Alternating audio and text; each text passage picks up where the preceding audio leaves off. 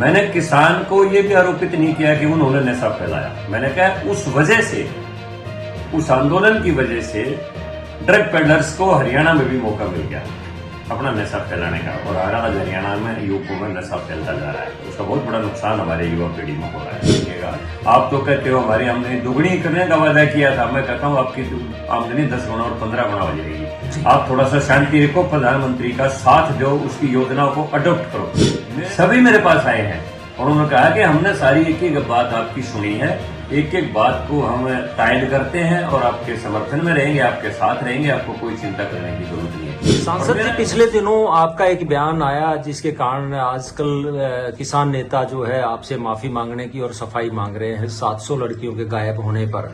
क्या कहना चाहेंगे? आपने एक अलग परिप्रेक्ष्य में ये बात कही थी या सच में ऐसा था? देखिए, 12 तारीख को महम शुगर मिल में गन्ना पेराई का सत्र प्रारंभ होना था। मैं और हमारे माननीय सहकारिता मंत्री अरविंद शर्मा जी वहां चीफ गेस्ट के तौर के ऊपर गए थे और वहां पर हजारों की संख्या में किसान भाई उपस्थित थे।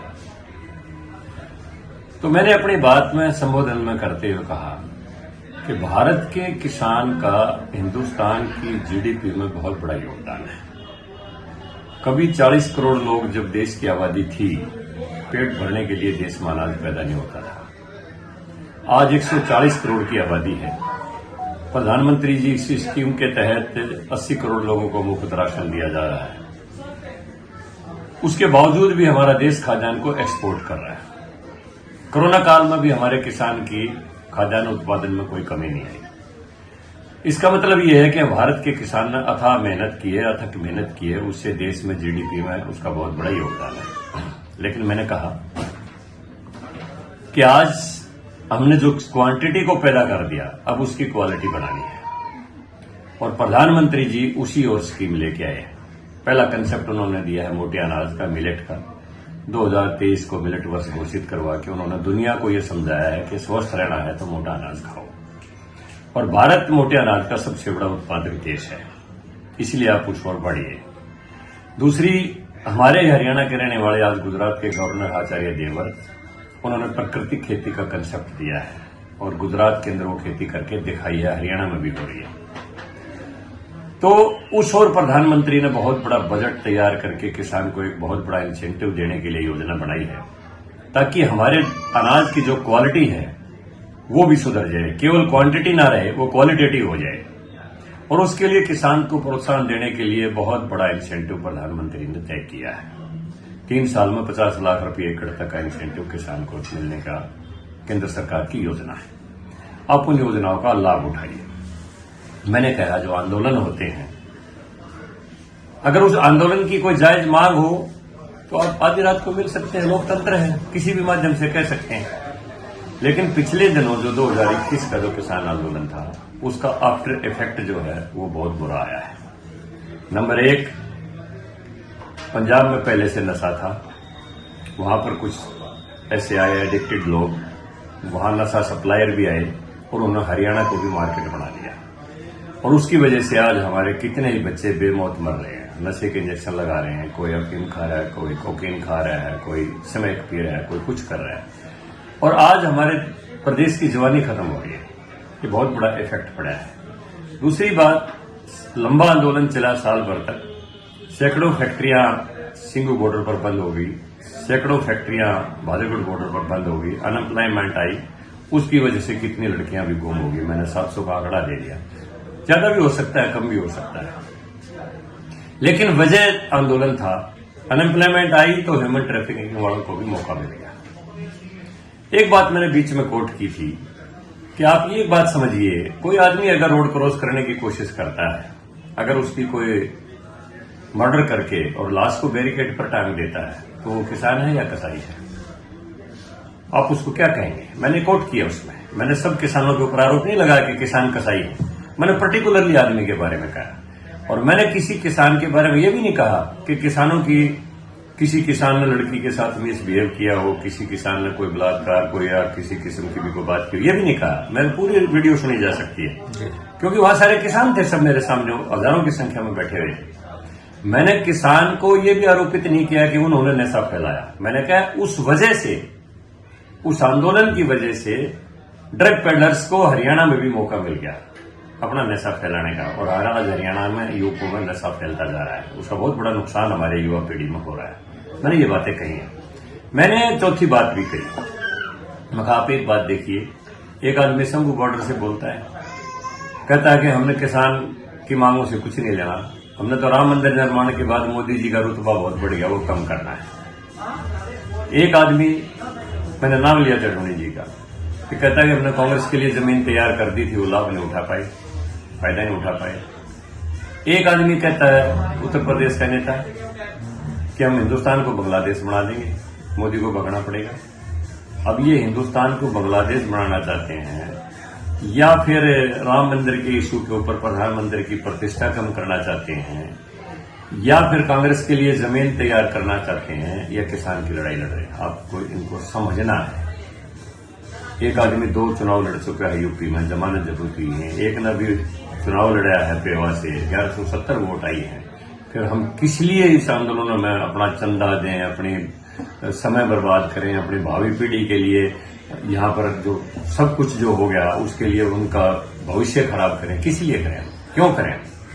तो मैंने ये सारी बातें उसमें कोट की है, और मेरा मकसद ये था कि आंदोलन के आफ्टर इफेक्ट क्या आते हैं, वो इफेक्ट क्या आए हैं, क्या क्या हमें नुकसान हुआ है, मैंने वही एक्सप्लेन किया है। और वहां पर हजारों की संख्या किसानों ने हर मेरी बात के ऊपर ताली बजाई है, हर बात के ऊपर नारे लगाए हैं, हर बात को एंडोर्स किया है कि जांगड़ा जी सही कह रहे हैं। यानी कि आपने जो कोट किया है वो आपराधिक तत्व जो किसानों के बीच में घुसकर इस तरह का कार्य किया, मतलब उन लोगों को कोट किया, उन लोगों को कोट किया मैंने, जो नशेड़ी उसके बीच में आगे, जिनको नशा पहुंचाने के लिए पेडलर्स आए, वो हरियाणा में भी पहुंचा गए, मैंने उनको कोट किया है। मैंने वहां बेरोजगारी के कारण जो लड़के लड़कियां चले गए, पता है, क्योंकि आज भी बिहार से, झारखंड से, गरीब प्रदेशों से लोग बहका के रोजगारी के लिए ले आते हैं लोग। उस समय जब सैकड़ों फैक्ट्रियां बंद होगी दोनों साइड में, सैकड़ों इधर बंद होगी, सैकड़ों उधर शंभू बॉर्डर की तरफ बंद होगी, सैकड़ों बहादुरगढ़ बॉर्डर की तरफ बंद होगी, तो एम्प्लॉयमेंट नेचुरली आई और उसका फायदा उठा के लोग पेडलिंग कर गए। तो मैंने कहा कि उस आंदोलन के कारण जो आफ्टर इफेक्ट आए हैं उनसे हमारा नुकसान हुआ है, इसलिए आंदोलन की राह पर ना जाके जो प्रधानमंत्री जी आपके भविष्य के लिए प्राकृतिक खेती की बात कर रहे हैं, मिलेट की बात कर रहे हैं, और मैं कहता हूं कि 2026 तक आप संतोष रखो, फिर देखो आपका बाजरा जो है ना, जो कभी 400 रुपये 300 रुपये क्विंटल बिकता था, वो 26 में जब दुनिया में कंसेप्ट आ जाएगा कि मोटा अनाज ही खाना है, तो हिंदुस्तान के किसान का बाजरा इंग्लैंड, अमेरिका, कनाडा के बाजार में 400 रुपये किलो बिकेगा।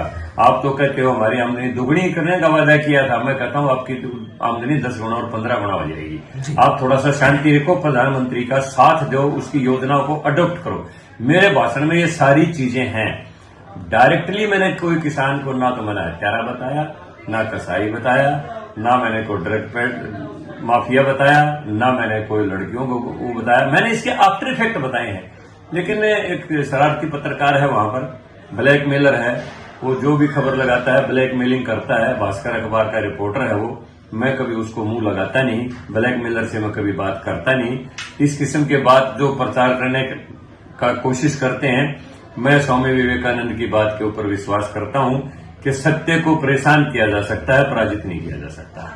लेकिन सांसद जी, जिस प्रकार से आपने बात कही वो ठीक है, लेकिन पधेर जो है वो कह रहे हैं कि रामचंद्र जांगड़ा जी को या तो तथ्य पेश करने होंगे या फिर माफी मांगे। मैंने जितनी बातें आपके सामने आज कही हैं वो पधेर जी को पूछा दीजिए, आदरणीय है हमारे, पूछा दीजिए, वो समझ जाएंगे कि इसके बाद के पीछे मेरा मकसद क्या था।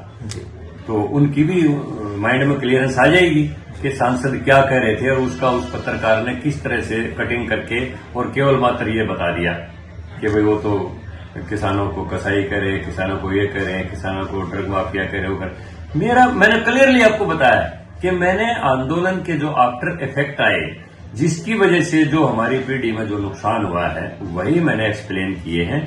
और मैंने डायरेक्टली किसी किसान को, ना को लड़कियों के मामले में ब्लेम किया, ना को नशे के मामले में ब्लेम किया, ना को मर्डर के मामले में ब्लेम किया। मेरा और वहां हजारों किसान थे सामने, 100% किसान थे, क्योंकि गना प्राइस सत्र प्रारंभ हो रहा था और हर मेरी बात के ऊपर लोगों ने एंडोर्स किया, तालियां बजाई और बाद में मुझे कांग्रेचुलेशन दिया कि जांगड़ा जी आपकी बातों से हमारी जो है ना बहुत ही दिमाग में क्लियरेंस आई है, हमारा दिमाग के पर्दे खुले हैं और हम समझ गए हैं कि हमारा हित कहां पर है। और कल ही जब ये अखबारों में गलत छपनियां लगी, चीफ मीडिया चैनल के ऊपर उन्हें तोड़ मरोड़ के खबरें लगी, तो सारे मेरे महम 24 के जितने भी हमारे अलग अलग तपे बने हुए हैं, सामान्य तपा वाले, सबसे बड़ा तपा बड़म्बा तपा है जिसके प्रधान हमारे भीम सिंह राठी हैं, सभी मेरे पास आए हैं और उन्होंने कहा कि हमने सारी एक एक बात आपकी सुनी है, एक एक बात को हम तायद करते हैं और आपके समर्थन में रहेंगे, आपके साथ रहेंगे, आपको कोई चिंता करने की जरूरत नहीं है। और मेरा यही भगवान में विश्वास है कि अगर कोई तोड़ मरोड़ करके मेरा कोई खिलाफ कोई दुष्प्रचार करेगा, मैं इससे चिंतित नहीं होता हूं, क्योंकि सत्य को परेशान किया जा सकता है, पराजित कभी नहीं किया जा सकता। जी सांसद जी, डल्लेवाल जी आमरण अनशन पे हैं और किसान नेता कह रहे हैं कि सरकार बातचीत नहीं कर रही है, आप किस प्रकार से देखते हैं? देखो, सरकार के तो दरवाजे खुले हैं जी।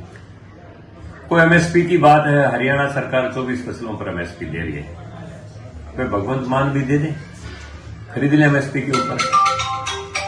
अब वो बिजली मुफ्त देने की बात कर रहे हैं और कुछ मुफ्त देने की बात कर रहे हैं, अनाज भी खरीद ले, क्या दिक्कत है? लेकिन वो करना कुछ नहीं चाहते, किसान को गुमराह करके और देश की लैंड ऑर्डर की स्थिति को खराब करना चाहते हैं। तो मेरा तो उनसे भी यही अनुरोध है कि वो आज हमारे देश के प्रधानमंत्री दुनिया के जिस भी कोने में गए हैं, उसी देश ने अपना सर्वोच्च नागरिक सम्मान उनको दिया है। दुनिया के सबसे लोकप्रिय नेता हमारे हैं और एक तरफ आदमी ये कहता है, किसान नेता तथाकथित अपने आप को यूपी वाला, कि हम शेख हसीना की तरह बना देंगे, इसको बांग्लादेश बना देंगे। इन लोगों का मकसद एक कहता है कि हमने कांग्रेस के लिए जमीन तैयार कर दी थी, माहौल तैयार कर दिया था, वो फायदा नहीं उठा पाए। तो मेरे जो किसान नेता वहां पर हैं शंभू बॉर्डर, तो मेरी भी तो उनसे हम्बल रिक्वेस्ट ये है कि इन तथाकथित लोगों के बहकावे में ना आके वो आदमी वहां पर जाके ये कहता है, उकसाता है किसानों को कि 4 लाख ट्रैक्टरों से दिल्ली को घेर लेंगे। क्या चाहता है वो? देश में मारकाट करवाना चाहता है, 1947 का वो समय लाना चाहता है। यहां पर क्या करवाना चाहता है? उन लोगों की असलियत को समझें, उनके मकसद को समझें, और जो भी बात है अपने 2 प्रतिनिधि भेज के भी वही बात कही जा सकती है। दिल्ली के अंदर दोनों देशों में भी अगर कोई संधि होती है तो वहां पर भी तो विदेश मंत्री और विदेश सचिव और ज्यादा से ज्यादा कभी कभी प्रधानमंत्री, 3 आदमियों में सारे विदेशों की संधि हो जाती है। तो किसान तो हमारे देश के अपने हैं, अगर इनकी कोई जायज मांग है तो अपने 2 प्रतिनिधि भेज दो, 4 भेज दो, 5 भेज दो, अपना पहले बात का एजेंडा भेज दो कि हमारा एजेंडा ये है, इस विषय पर बात करना चाहते हैं। सरकार तैयार है 24 घंटे। पिछले दिनों जब नरेंद्र तोमर जी देश के कृषि मंत्री थे, राउंड द टेबल कई बार बातें हैं, लेकिन हर बार किसी न किसी बात का बहाना लेके बिगाड़ के उठ जाए तो उसके पीछे मकसद क्या होता है? किसान वही बात तो कह रहे हैं सर, जो समझौता हुआ था उसे सरकार ने लागू नहीं किया। सरकार तो हर समझौते के ऊपर लागू है। शिवराज चौहान जी जो केंद्र में मंत्री हैं अपने किसान कृषि के, उन्होंने भी कहा है कि भाई मेरे पास आओ, एजेंडा तो लेके आओ कि ये हमारा एजेंडा है, मैं 24 घंटे तैयार हूं मानने के लिए जी। सभी फसलों को एमएसपी पर खरीदने के लिए हम तैयार हैं। शिवराज चौहान जी ने सारी ऑफर दी है कि कोई भी एजेंडा किसान नेता मेरे पास लेके आए। आंदोलन में क्या है, देश हमारा देश एक ही तो है।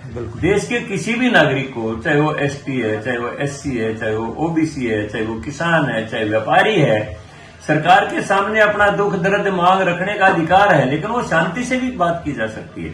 जाए 5 आदमी अपना एजेंडा लेके जाए, सर्कुलेशन पहले भेज दें, वो अफसर को बुला लेंगे, उनका समाधान ढूंढ कर किसानों को बता देंगे।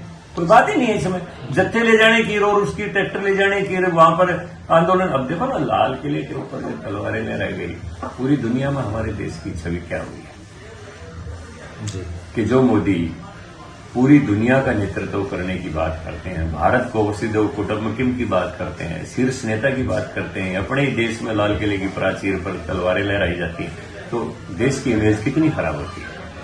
इन चीजों को पहचाने और जो जायज बात है, जो किसी किस्म की भी बात है, वो प्रतिनिधि के माध्यम से भेज दें। सरकार 24 घंटे तैयार है जी। सांसद जी, एक और मुद्दा आजकल छाया हुआ 1 नेशन 1 इलेक्शन का, आप क्या मानते हैं कि ये इससे देश को कितना फायदा होगा? कांग्रेस इस पे भी सवाल खड़े कर रही है। देखिए, बात ये है, काफी लंबे समय तक हमारे देश में 1 नेशन 1 इलेक्शन चलता रहा है जी। इंदिरा के जमाने के बाद सरकारें तोड़नी शुरू की विपक्ष उनको अच्छा कभी लगा नहीं। जहां भी विपक्ष की सरकार थी वो तोड़ देर समय से पहले चुनाव करवा दिए, उसके बाद व्यवस्था बिगड़नी शुरू होगी। कोई किसी का किसी समय चुनाव, किसी का किसी समय, किसी का किसी समय। शुरुआत वहीं से हुई थी, इंदिरा जी से हुई थी। उससे पहले सारे विधानसभा लोकसभा चुनाव इकट्ठे ही होते थे। तो आज भी कितना समय आचार संहिता में निकल जाता है। आज नगर निगम के चुनाव आ गए, कल पंचायत के चुनाव आ गए, परसों विधानसभा के चुनाव आ गए, परसों फिर लोकसभा के चुनाव आ गए। कितना समय तो आचार संहिता में ही निकल जाता है, डेवलपमेंट नहीं हो पाती। इसलिए वन नेशन वन इलेक्शन का जो कंसेप्ट है वो बहुत ही राष्ट्र के हित में है और उसमें हम सबको, पूरे विपक्ष को भी, सबको समर्थन देके देश में वो व्यवस्था लागू करनी चाहिए। जी सांसद जी, आपने जो है पिछले दिनों चल रही जो खबरें हैं उन भ्रांतियों को साफ करने का प्रयास किया। बहुत बहुत धन्यवाद। जब वातावरण, फल, सब्जियां और पानी भी हो दूषित, ऐसे में शुद्धता के मानकों पर खरा, पूर्णतः हाइजेनिक और प्रमाणित आधुनिक मशीनों द्वारा पर्याप्त मिनरल से युक्त अच्छी क्वालिटी में मशीनों द्वारा पैक स्टार मार्क पानी की बोतल, जो रखे आपकी सेहत का ख्याल, क्योंकि पानी सही तो सेहत सही। चुनिए स्टार मार्क, क्योंकि हमें फिक्र है आपकी अच्छी सेहत के लिए। हमेशा पिए सिर्फ स्टार मार्क पानी।